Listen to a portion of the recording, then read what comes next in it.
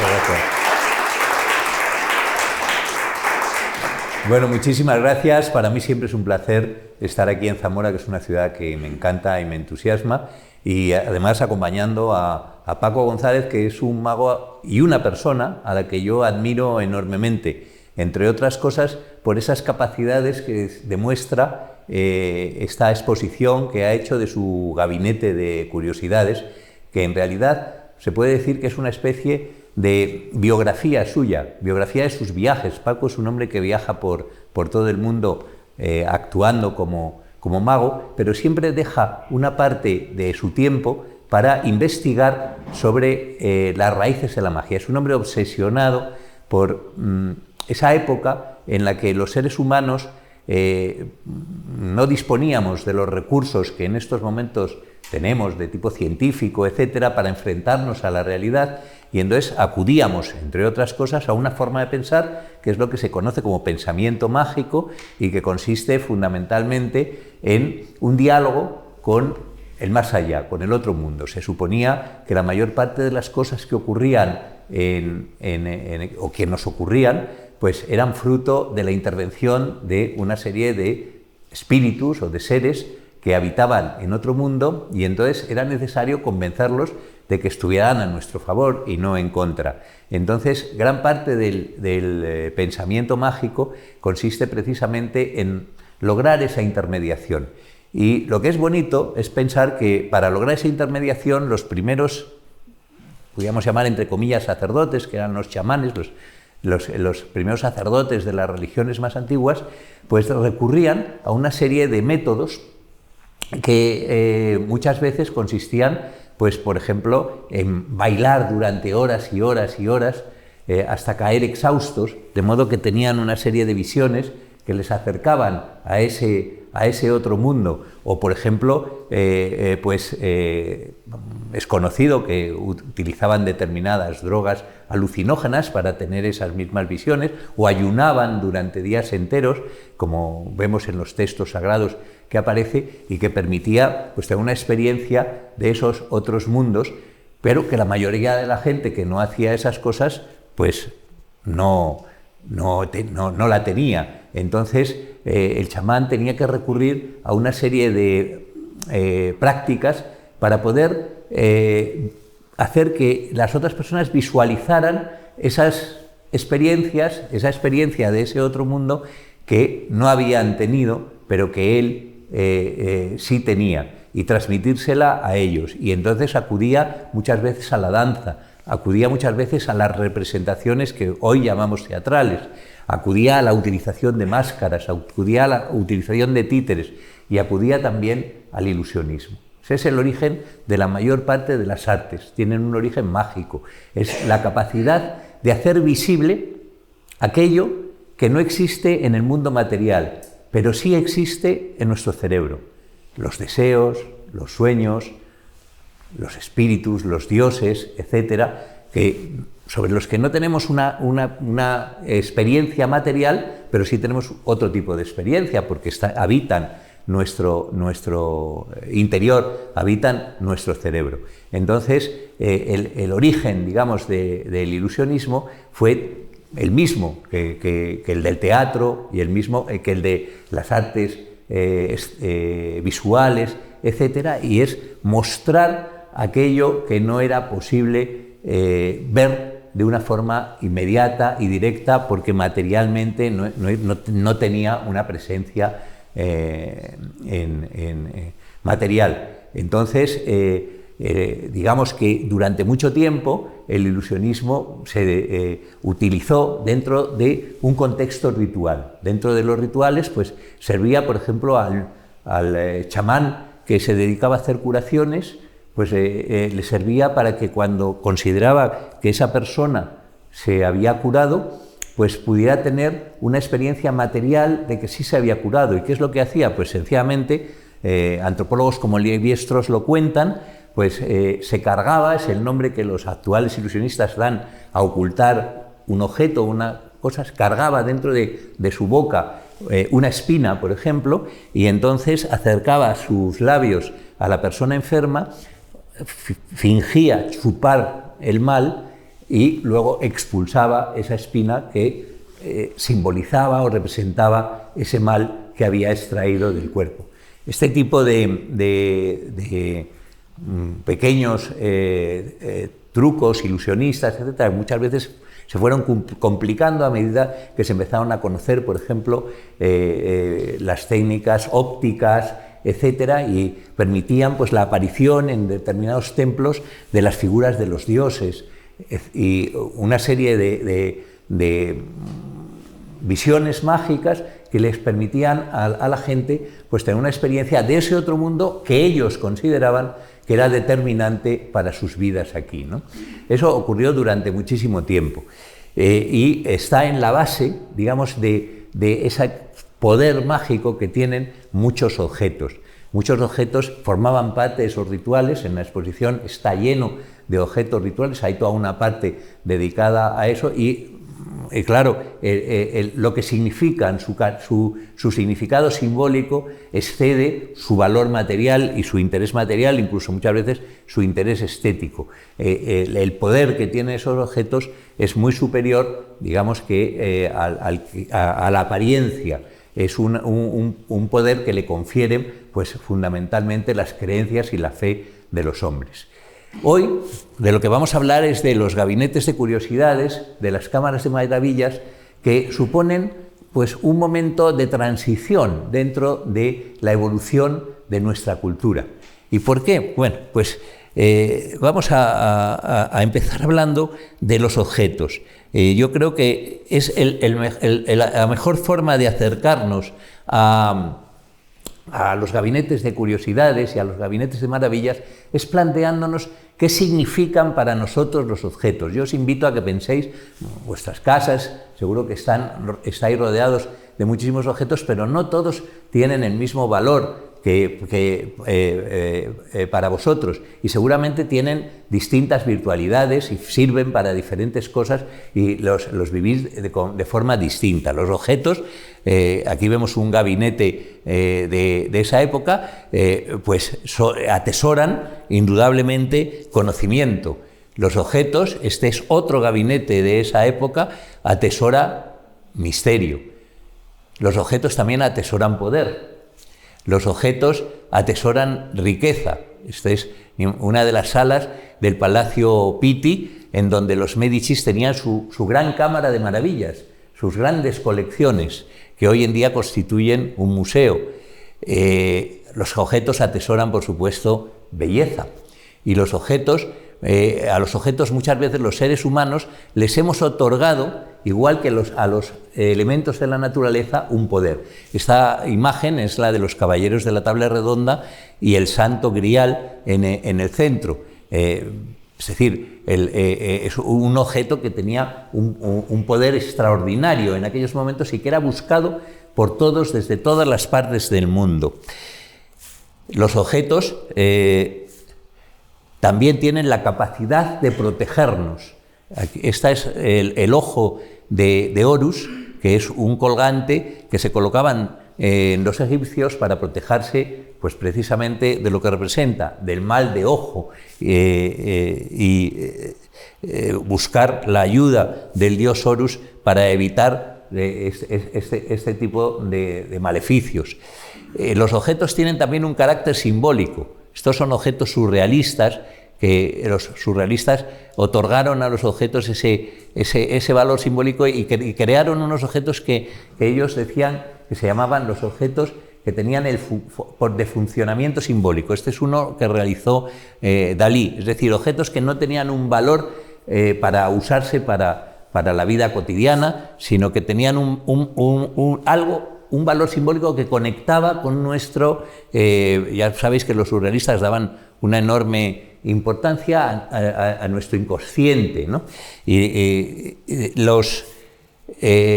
Pero el valor simbólico que tienen los objetos en la vida cotidiana lo estamos usando constantemente. Aquí vemos, por ejemplo, pues la balanza de la justicia. En cuanto vemos esa balanza, entendemos qué es lo que significa y a qué hace referencia sin necesidad que nadie nos lo explique, porque tiene esa carga simbólica indudable.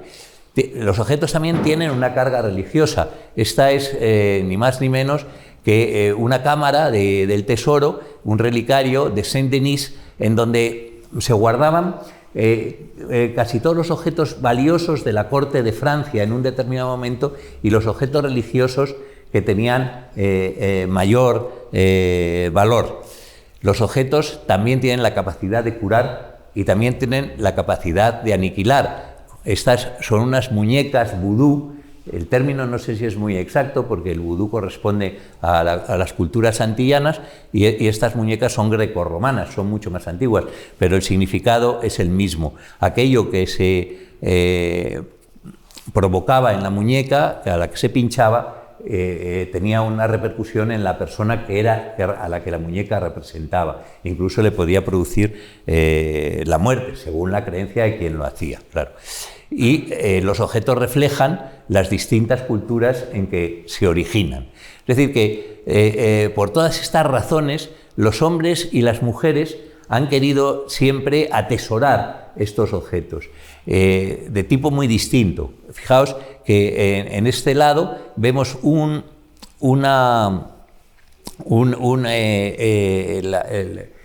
especie de espada de narval, ¿no? Es un pez que tiene esta protuberancia larga, que se presentaba como el cuerno de un unicornio. El unicornio era un animal mítico, era un animal que tenía la forma de un caballo y tenía a su vez un cuerno en su cabeza, que salía de su cabeza. La construcción de este personaje es muy curioso porque, si os fijáis, es un personaje imaginario, pero tiene un sentido de por qué se crea, y es que en la antigüedad la mayor parte de los animales salvajes, africanos, etcétera, eran completamente desconocidos entre los europeos, y fue Plinio quien recopiló en su Historia Natural, una especie de enciclopedia de las ciencias naturales de la época, muchos de los relatos de los pocos viajeros que habían viajado por África en aquellos momentos. Y estos viajeros habían visto una serie de animales como, por ejemplo, el rinoceronte, que sabéis que tiene un cuerno. Pero entonces, claro, Plinio, ¿a dónde se encontraba a estos viajeros que eran marineros? En las tabernas. Y en las tabernas, bien cargaditos de vino, le contaban sus viajes. Muchas veces, pues sabéis que cuando alguien cuenta una cosa, exagera, no es preciso, etcétera. Plinio iba apuntando las cosas y daba su interpretación. Y de pronto, pues claro, cuando describe los rinocerontes, no ha visto un rinoceronte en su vida, solo lo que le han contado los marineros, lo que le han contado los viajeros. Y entonces, en la Edad Media, cuando empiezan a hacerse los manuscritos iluminados, pues los monjes, generalmente eran monjes, que hacían esos dibujos tan maravillosos que acompañaban a esos manuscritos, pues de pronto tienen que ilustrar la historia natural de Plinio, y de pronto leen lo que Plinio ha escrito sobre un animal que se llama el unicornio, que en realidad era un rinoceronte, pero un rinoceronte descrito por un marinero borracho e interpretado por Plinio, pues daba un caballo con un cuerno. Y entonces esto es lo que dibujan y pintan, ¿no? Y de ese modo surge ese maravilloso personaje que es el unicornio. Y entonces nadie duda ya de su existencia a partir de ese momento, y en algunas de estas colecciones se guardan esos supuestos cuernos de unicornio, que en realidad pues eran estas otras piezas del narval. Y ahí tenemos también pues otro gabinete en donde veis la variedad de objetos que se podían guardar, desde, claro, objetos que representaban a los miembros de la familia, hasta incluso animales que habían tenido una cierta importancia en su vida, o por su rareza, o porque habían cumplido también una función dentro del núcleo familiar. Lo cierto es que rodearse de los objetos estimula el conocimiento, porque cada objeto es una pregunta. Es una pregunta sobre su origen, sobre su utilidad, sobre su sentido, sobre qué simboliza, sobre el porqué de las cosas. Y al mismo tiempo, pues los objetos sirvieron como modo de intercambio entre distintas civilizaciones, distintas culturas, etcétera, y al mismo tiempo, todo hay que decirlo, pues desataron, por supuesto, la codicia, ¿no? Muchos de ellos son fruto de la rapiña y de los botines de guerra. Hoy estamos asistiendo a todo un proceso, por ejemplo, en que muchos países están pidiendo la devolución de objetos que están en los museos en estos momentos y que en el momento de la expansión colonial en el siglo XIX y la primera mitad, primer tercio del XX, pues se apoderaron una serie de países de esos objetos, ¿no? El más famoso de todos son los mármoles del Partenón, que los ingleses arrancaron de las paredes del Partenón y se las llevaron al British Museum, y en estos momentos hay todo un proceso de negociación para que regresen a su lugar de origen, etcétera, ¿no? Las reuniones, las primeras reuniones, las primeras recopilaciones, las primeras colecciones de objetos que se conocen en su origen, pues son los ejuares funerarios. En ese mundo de las creencias, en el mundo sobrenatural, etcétera, pues cuando alguien moría, se pensaba que había que alajar su llegada al otro mundo para que siguiera viviendo como había vivido en este. Y entonces, generalmente nos estamos refiriendo, claro, a gentes que tenían los medios para que eso ocurriera. Y entonces, pues se creaba una serie de ajuares funerarios en donde se le enterraba, pues con las armas que había utilizado como mínimo y con muchas de las cosas que había necesitado en la vida para vivir, desde los elementos para comer, bueno, y las cosas de la existencia cotidiana. Las tumbas de los egipcios, de los reyes egipcios, son paradigmáticas en este sentido, ¿no? Y también lo son, fijaos, esas tumbas impresionantes. Esta es la tumba del primer emperador chino, que cuando muere es enterrado con una representación de miles de soldados de su propio ejército que acompañan a su alma al otro mundo.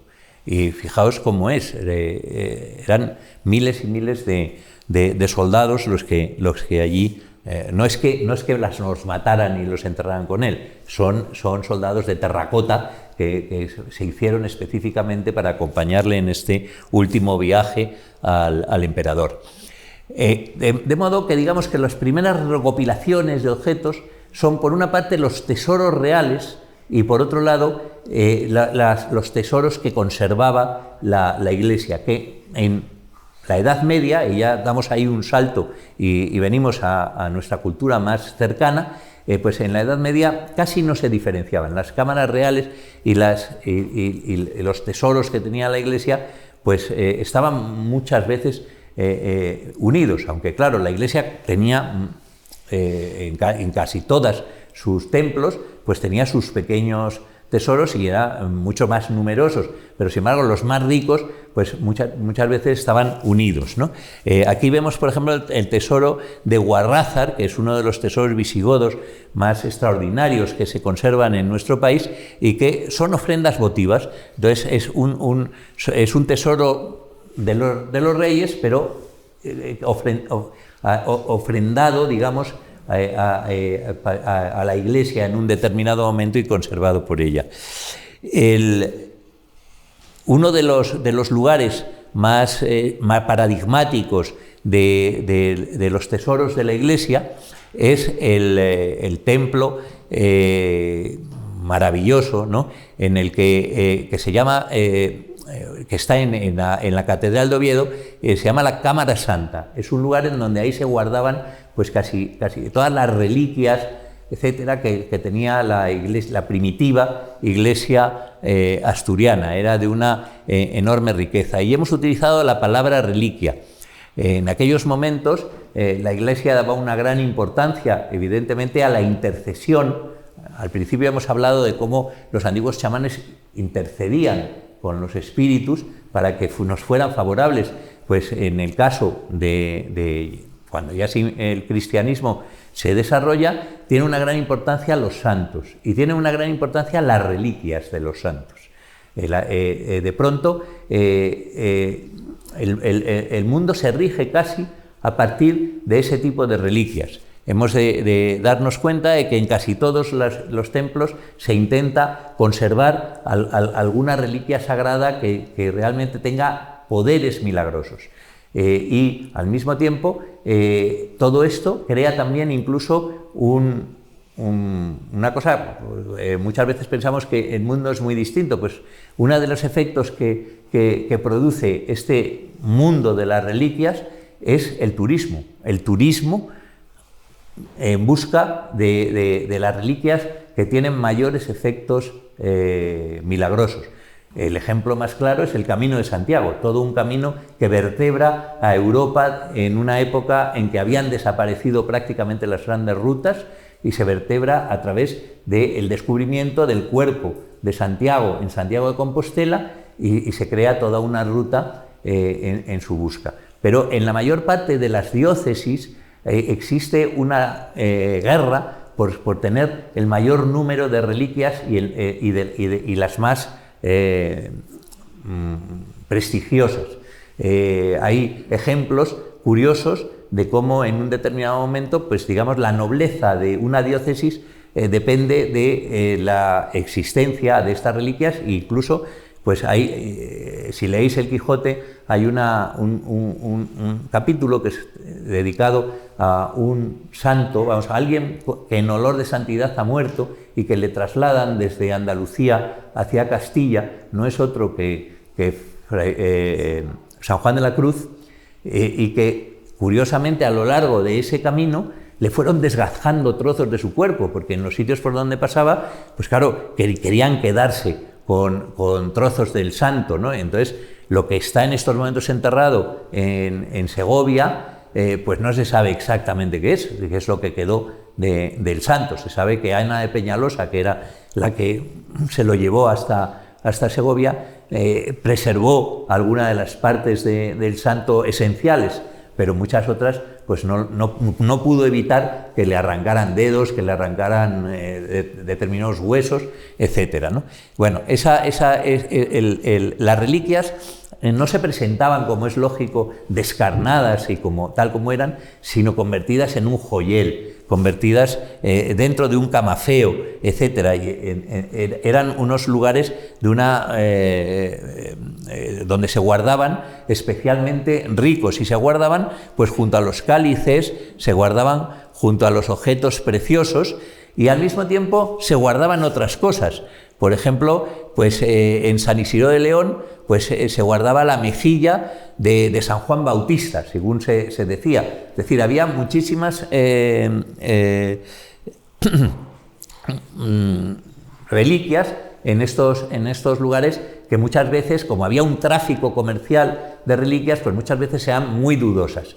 Así como las de San Juan de la Cruz sabemos más o menos cuál puede ser su origen, pues obviamente la de San Juan Bautista realmente nos hace dudar que fuera efectivamente la de San Juan Bautista. Al mismo tiempo, en las iglesias empieza a aparecer, una vez que junto a las reliquias y junto a los objetos de culto y junto a los tesoros reales que se depositan en estos lugares, pues objetos de la naturaleza, como este cocodrilo de la Catedral de Sevilla. Este es de madera, pero sustituye a uno que era de verdad, que era un cocodrilo habían traído de otro continente y que había producido tal extrañeza que se convirtió en una especie de tesoro dentro de la catedral. Lógicamente, pues con el tiempo se deterioró y fue sustituido por uno de madera. Sin embargo, si viajáis en un determinado momento al Viso del Marqués, al lado del Palacio del Marqués de Santa Cruz hay una iglesia en donde existe otro cocodrilo que le llaman el lagarto, que está además en una posición como de que si estuviera reptando dentro de la iglesia. Es la entrada también de una serie de elementos naturales dentro de los gabinetes que tenía la iglesia, de las cámaras que tenía la iglesia para conservar estas riquezas, de elementos naturales que empiezan a indicar un interés no solamente por el más allá, no solamente por el mundo espiritual, sino también por el mundo material, por el mundo que nos rodea. Entonces, pues hay casos como, por ejemplo, en el Alcázar de Segovia, pues existen en un determinado momento pues unas lenguas de escorpión, bueno, pues cosas de ese tipo que se conservan en estos lugares y que muestran ese interés por esto. Poco a poco, ese poder de fascinación que va teniendo los objetos, y no ya solamente los objetos ligados al mundo de lo religioso o al mundo del poder real, etcétera, sino también cualquier objeto que realmente suponga una especie de desafío para saber qué es o cuál es su origen, qué significado tiene, etcétera, pues empieza a convertirse en algo muy buscado y en un pasatiempo, en principio, de los aristócratas, de los príncipes, que empiezan a crear en sus palacios, pues a dedicar algunas habitaciones a guardar todos esos objetos y que les parecen extraños, que les parecen raros, ¿no? Prodigios de la naturaleza que empiezan lógicamente a ser estudiados, ya no solamente a ser contemplados, sino que empiezan a preguntarse por ellos y empiezan a ser estudiados y empiezan a desarrollarse estas primeras colecciones principescas. En España, las más importantes, por ejemplo, son la de la Catedral de Granada, donde está la Capilla Real de Granada, donde los Reyes Católicos guardaron gran parte de su Cámara de Maravillas, legaron gran parte de su Cámara de Maravillas, donde había muchos objetos sorprendentes que llegaban de América. Es el comienzo de los grandes descubrimientos y el comienzo del descubrimiento de otras culturas que empiezan a resultar verdaderamente atrayentes e interesantes, ¿no? Pero Carlos V, por ejemplo, en Yuste también reúne una gran cantidad de objetos y los hace también construir. Carlos V se rodea de gente como Juanelo Turriano, que era un relojero e ingeniero extraordinario, que no solo hizo unas obras hidráulicas sorprendentes, sino que creó una serie de autómatas formidables y se reunió de una colección extraordinaria. Y Felipe II, por supuesto, en el Escorial, que podemos pensar que en realidad era todo el Escorial era en sí un gabinete de maravillas. Pero no solamente los reyes ya tenían estos gabinetes, sino, como digo, gentes principales y aristócratas empiezan a tenerlos, como por ejemplo era muy famosa la del cardenal Mendoza. El cardenal Mendoza era el valido de los Reyes Católicos y fue el que fundó la Inquisición en España, y este hombre tenía una colección absolutamente impresionante, un gabinete de maravillas impresionante, con camafeos, monetarios, piezas de la naturaleza como espinas de corvina, jaspes, huesos de lobo, conchas de caracol, piedras de bezoar, corales y ámbar, según reza el inventario que tenemos ahí puesto. Como veis, son objetos muy variados y muy extraños y de mucha distinta índole. La piedra de bezoar pues es una piedra a la que se consideraba que tenía unos poderes extraordinarios. El esqueleto de una corvina era simplemente la sorpresa de descubrir por dentro la constitución de un animal, etcétera, etcétera. Pero poco a poco, digamos que va ocurriendo algo que es muy importante, y es que la curiosidad va teniendo un papel positivo.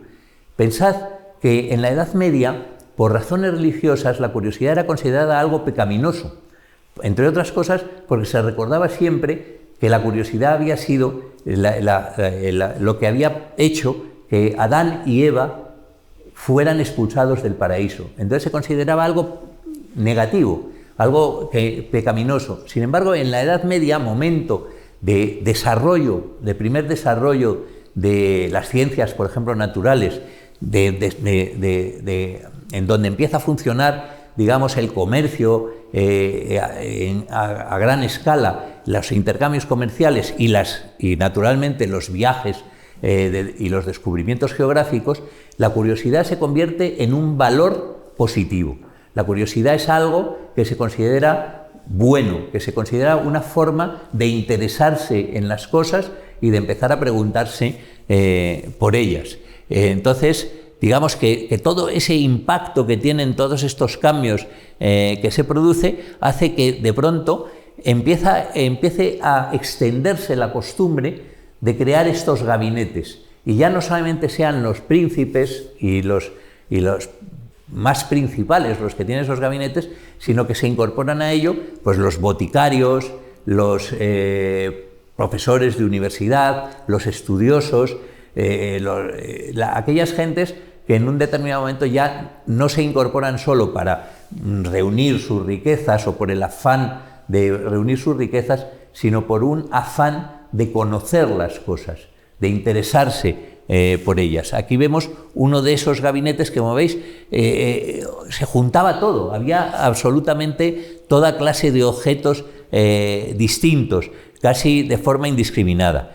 Pero claro, poco a poco, pues esos objetos se empiezan a seleccionar y se empiezan a separar. Entonces, hay una primera selección que se realiza a partir del siglo XV, en donde, por una parte, se coleccionan objetos de tipo natural, por ejemplo, la flora, la fauna, los minerales, las piedras preciosas, los fósiles, las conchas, los esqueletos, los caparazones, los cuernos, los dientes, los colmillos, los herbarios, los florilegios. Hay, por ejemplo, un colmillo de gigante en uno de los gabinetes, cosas donde se mezclan objetos de la naturaleza con objetos extraños e incomprensibles.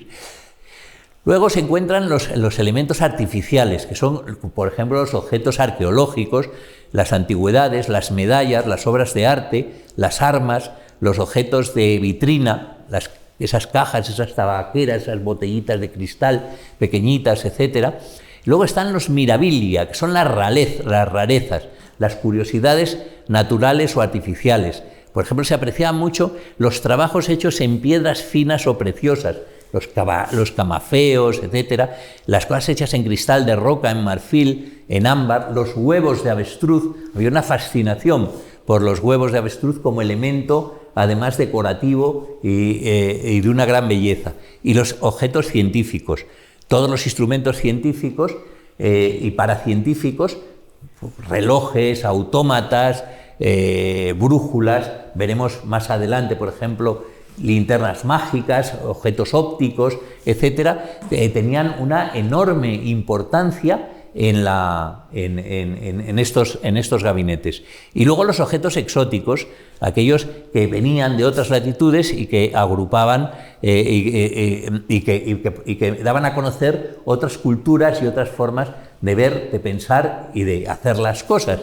Y por último estaban las bibliotecas incorporadas a estos gabinetes. Claro, los libros tenían una enorme importancia como depositarios también del saber, y todos estos gabinetes se acompañaban de unas bibliotecas excelentes.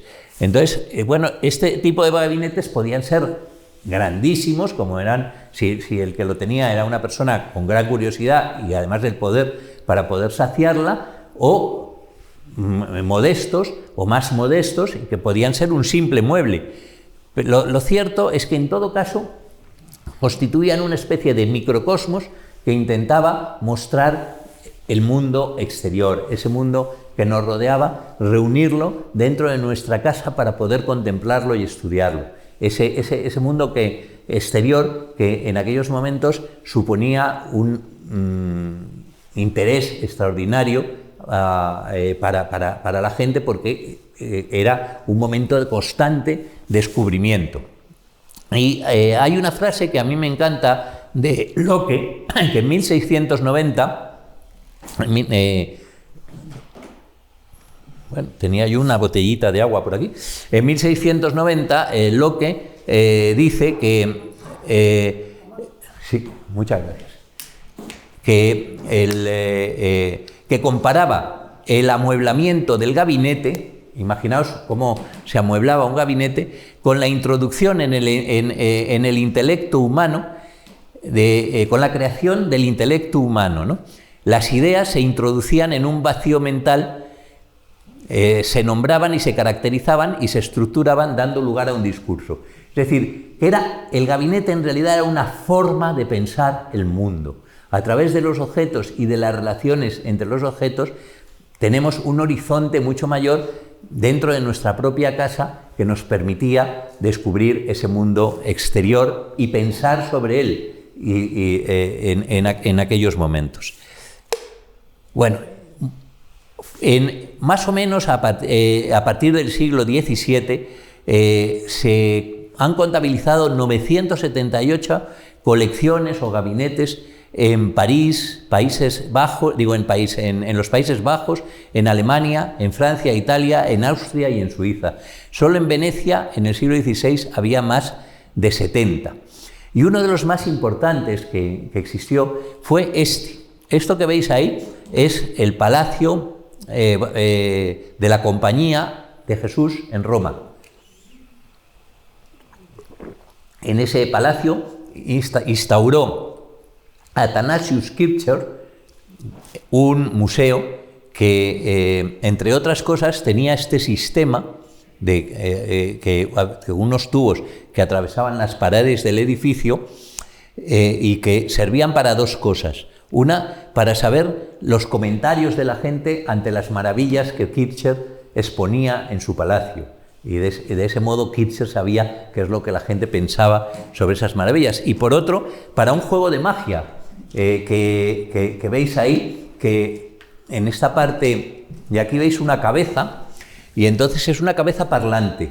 Y esa cabeza, claro, está conectada a uno de esos tubos y alguien al otro extremo del tubo es el que habla, pero la persona que le pregunta a la cabeza no sabe que existe esa conexión y entonces recibe por parte de una estatua las respuestas. Si leéis El Quijote hay también un capítulo en donde sale una célebre cabeza parlante con la que tienen una conversación muy interesante tanto El Quijote como Sancho y que sea determinante en el destino del Quijote. Bueno, pues en este lugar que era de maravillas había artilugios como este que veis aquí, o como este que era un piano de gatos. O sea, Kircher hacía cosas verdaderamente sorprendentes. Unas, esto que era un teatro catróptico, que significa que era un teatro lleno de espejos, de tal modo que un objeto de pronto se veía reflejado en muchísimos lugares y desde muchos puntos de vista distintos.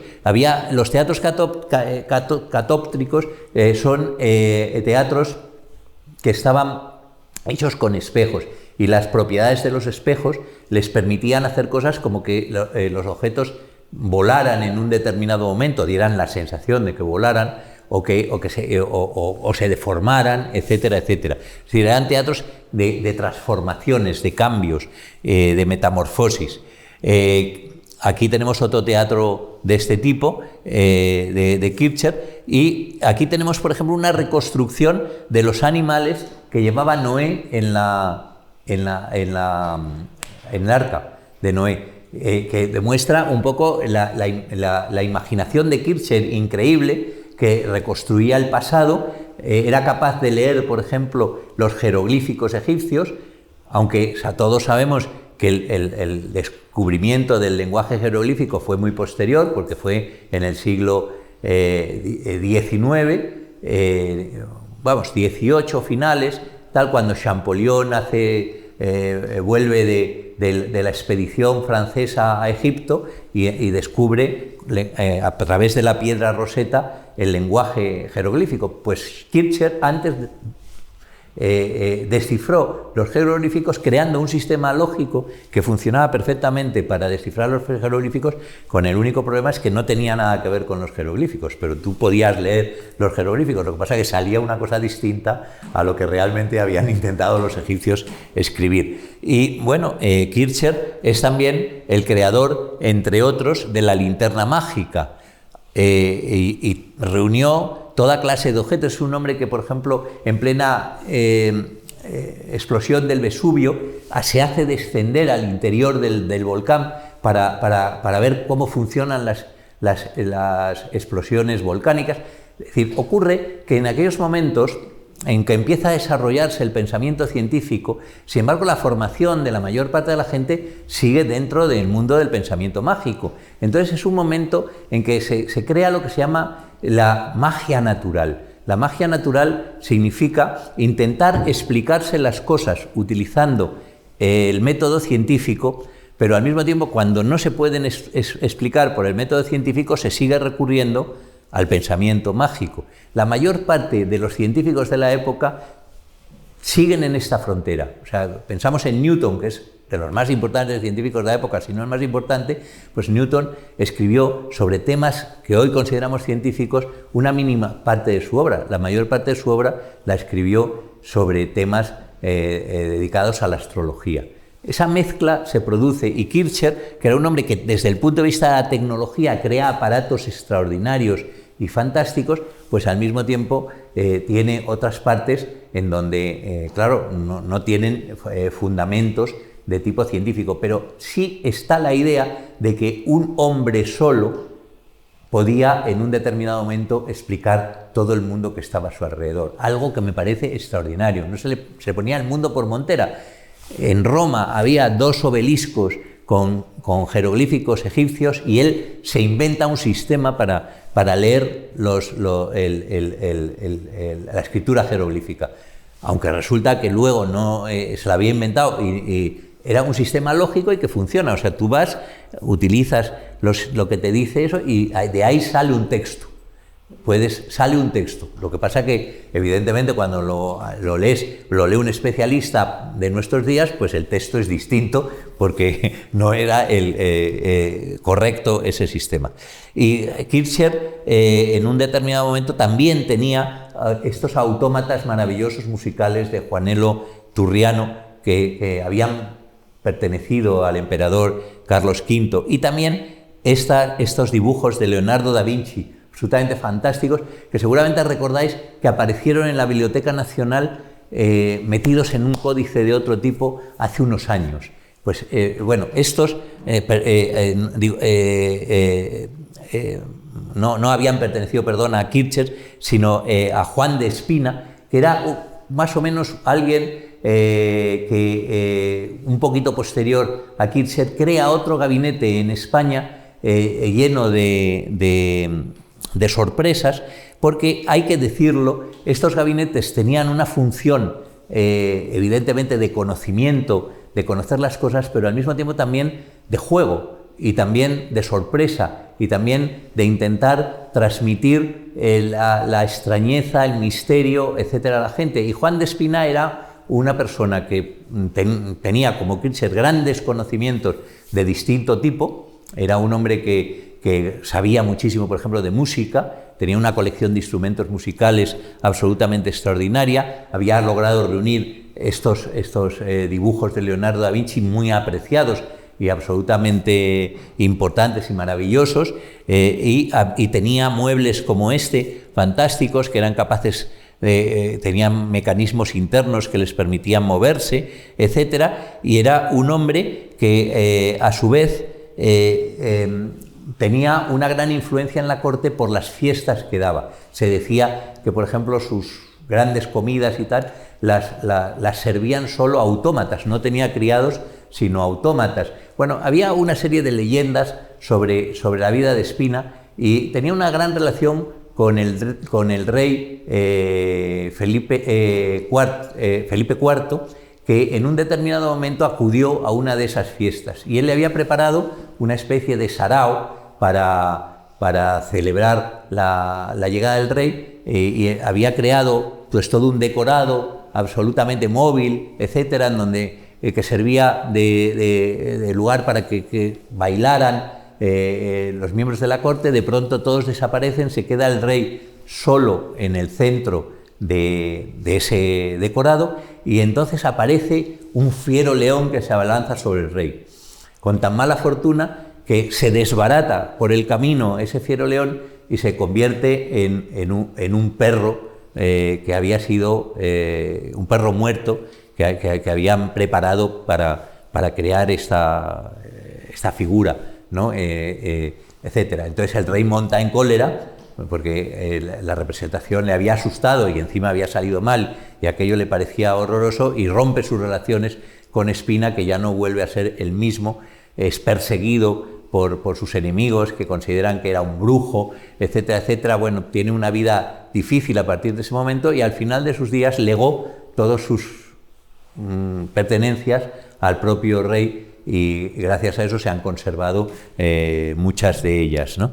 Bueno, este es uno de los gabinetes españoles más importantes, parecido a este otro en donde también existían este tipo de personajes, donde lo lúdico también tenía un papel importante en los gabinetes, es decir, no se mostraban las cosas así simplemente, sino que se mostraban creando una especie de pequeño espectáculo, como va a hacer Paco, haciendo sus espectáculos de magia ligados al gabinete. Y otro de los gabinetes más misteriosos de la época es el que hizo Rodolfo II en el castillo de Praga. Rodolfo II, aquí veis que este gabinete estaba abierto al público, no a todo el mundo, pero sí al público, y no todos los gabinetes, muchos eran particulares, estaban abiertos al público. Este es un retrato de Rodolfo. Rodolfo era un sobrino de Carlos V, hijo de Maximiliano, que fue el que heredó el imperio, y él se convirtió posteriormente en emperador, pero era un hombre, bueno, pues que no le interesaba para nada el gobierno ni nada de esto. Lo que le interesaba era este mundo de los gabinetes, el mundo del conocimiento, el mundo del juego y tal, y que se había educado con Carlos V y luego con Felipe II en el Escorial, donde se había aficionado a la alquimia. Entonces, el gabinete de Rodolfo era muy curioso porque además de las típicas monedas, piedras preciosas, de los manuscritos, de magia y de alquimia, péndulos, cráneos, había también, él coleccionaba personas, coleccionaba gente deforme y enanos con los que formó un regimiento de soldados, por su extrañeza, etcétera. Es decir, ahí vemos el gusto por lo extraño, pues muy propio de la época aquella que era la del manierismo, ¿no? Y aquí vemos algunos de los objetos de este gabinete, como el típico cuerno, que seguramente se atribuiría pues a un unicornio, y pues, distintos elementos mágicos y extraños. Y otro de los gabinetes que en esa época tuvieron mucha importancia, sobre todo en España, es el de Lastanosa. Lastanosa es un noble que reunió en Huesca una colección que alcanzó fama fuera de nuestras fronteras, con un jardín extraordinario y muchísimos animales extraños, una biblioteca fantástica y muchísimas cosas de las que habla muchísimo Gracián, porque Lastanosa tuvo en su corte a Gracián y le ayudó, y fue el que publicó sus obras. Y Gracián habla muchísimo de este hombre que además era ingeniero, tenía una capacidad intelectual elevadísima y era un hombre de un prestigio impresionante. Por aquella época, digamos que muchas gentes empezaban a reunirse en pequeños grupos para intentar dilucidar cómo eran las cosas, esas cosas que hemos dicho que nos fascinan, que nos interesan, etcétera, que por una parte nos producen curiosidad y la curiosidad tiene que ser saciada con el conocimiento. Y entonces hay un personaje que a mí siempre me encantó, que era Théophile Renaudot, que era un hombre que trabajaba en una institución de beneficencia, que se dedicaba, pero era como si fuera a conseguir empleo a la gente, a poner en relación a los que querían trabajar con los que podían darles trabajo, pero que en aquel momento era una institución de beneficencia. Y entonces él empieza a reunir allí una serie de personas para escuchar una serie de conferencias en donde empiezan a debatir sobre ideas políticas, religiosas, filosóficas, y empiezan a plantearse todas estas cosas que aparecen en los gabinetes y que no tienen explicación, intentar buscarle una explicación.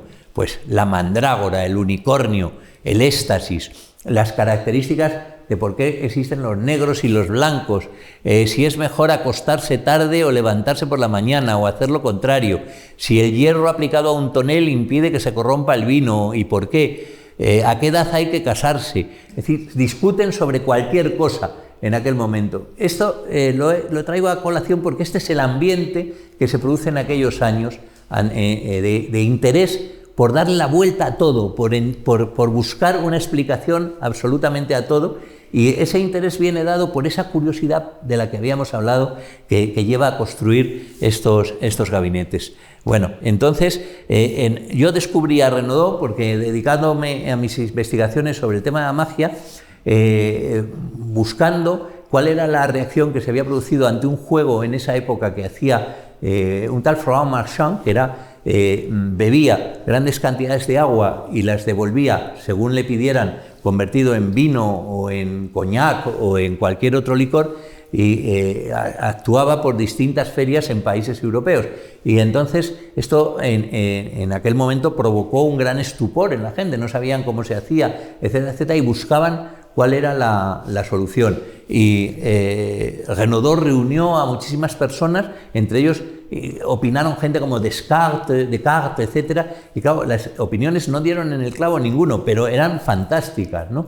Eran extraordinarias. La verdad, Florent Marchand logró mantener su secreto perfectamente, porque ni mentes tan preclaras como la de Descartes pudieron adivinar cómo lo hacía.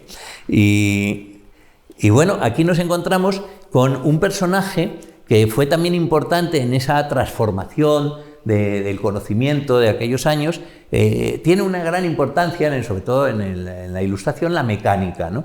Y este hombre, Vaucanson, es un hombre que es un gran mecánico, es alguien que se dedica a las artes mecánicas, será el que construya el primer telar de lanzadera. Y el que invente el primer telar de lanzadera, pero es famoso en el mundo por la construcción de autómatas. Construye estos 3 autómatas, un flautista, uno que toca el tambor y un pato. Bueno, entonces Vaucanson es un hombre que impresiona a toda la comunidad científica, es decir, es alguien que va a la Academia de Ciencias a explicar el pato que ha hecho, que tiene, no sé si 20.000 piezas, es una cosa impresionante, y les impresiona porque es un pato capaz de comer, de deglutir el alimento y de defecarlo. Entonces, claro, la gente, o los científicos, dicen, bueno, este hombre ha logrado imitar una serie de funciones fisiológicas del ser humano que nos acercan a la posibilidad de crear un hombre de artificio. Es el sueño en el siglo XVIII crear un hombre de artificio. Y entonces, como los autómatas, de pronto se encuentra uno que toca muy bien el pífano, otro que es capaz de escribir, otro que es capaz de pintar, otro como el pato que come y defeca, etc. Pues si juntamos todo, pues terminaremos creando un hombre artificial que sea como nosotros.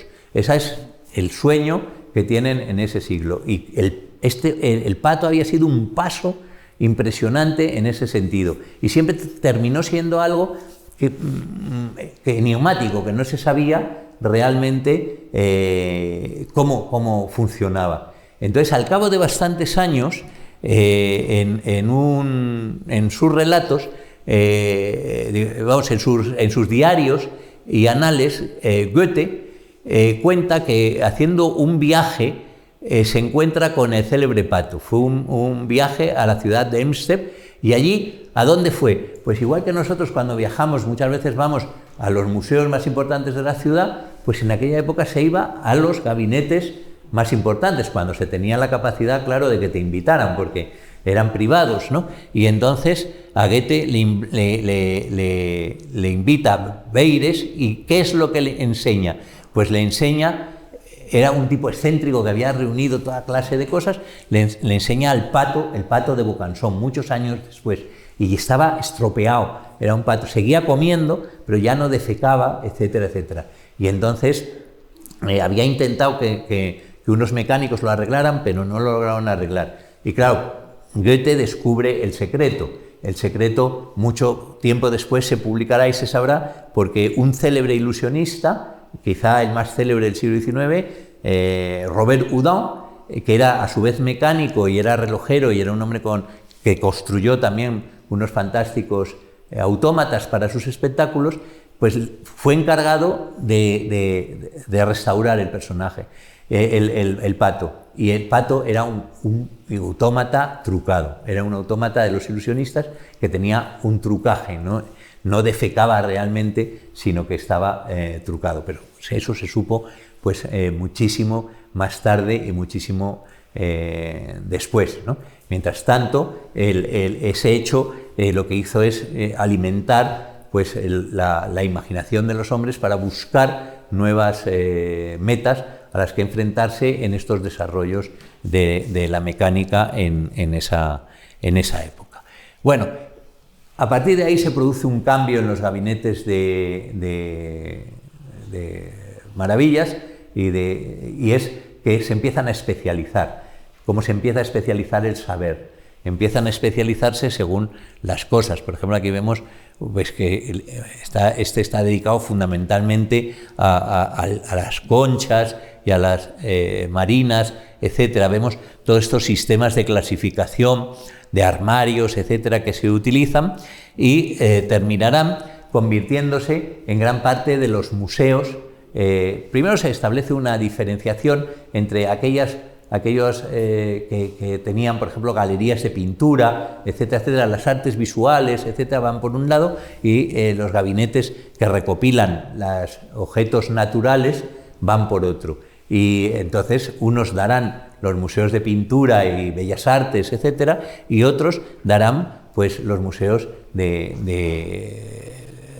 relacionados con el mundo natural, como por ejemplo uno que es muy parecido y que conserva un poco en la forma de mostrarse la forma de un gabinete, es el Museo Geominero que hay en Madrid, que fijaos qué maravilla de colección, toda llena de estas impresionante, vamos, tal, pero es que si nos metemos en él, pues fijaos que las imágenes como son absolutamente extraordinarias. Hay incluso la reproducción de una mina.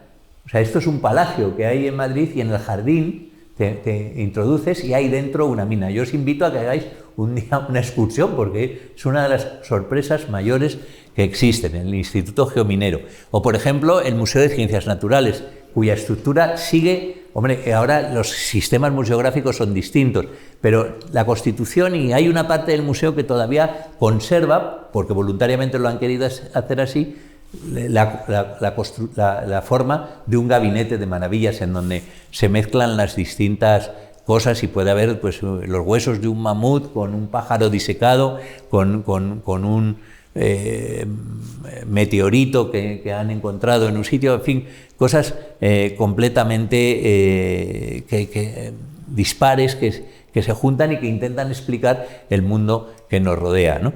La forma de gabinete es algo que posteriormente muchos artistas han utilizado para la presentación de sus obras.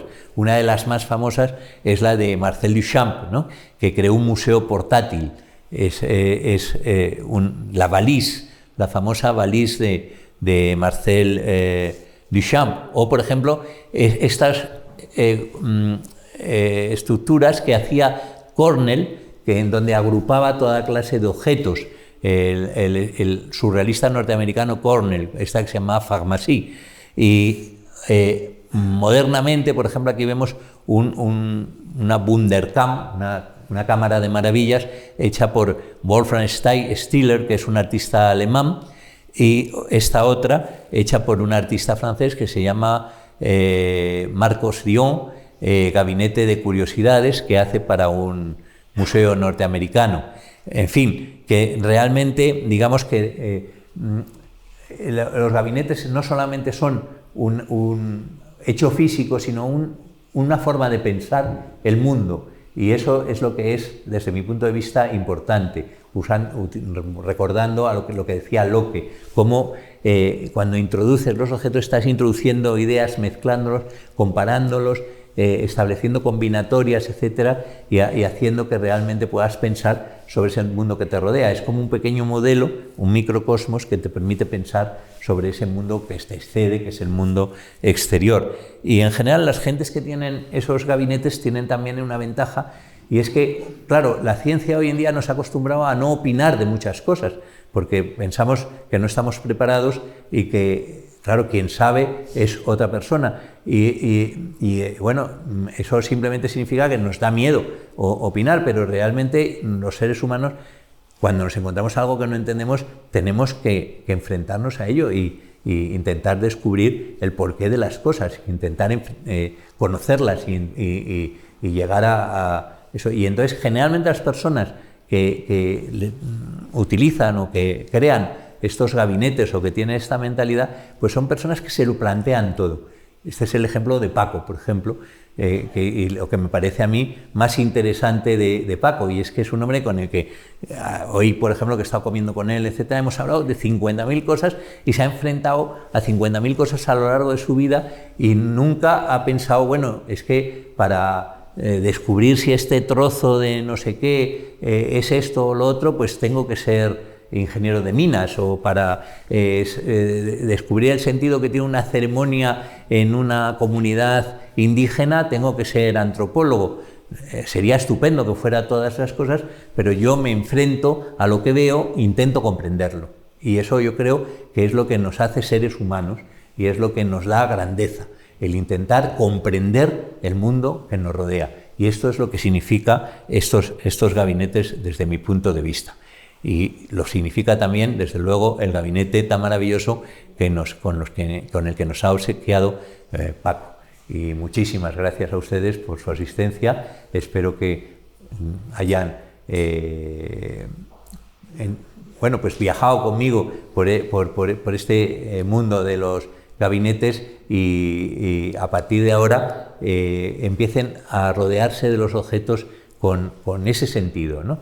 El sentido de que los objetos son una ayuda para entender el mundo que tenemos a nuestro alrededor. Muchísimas gracias.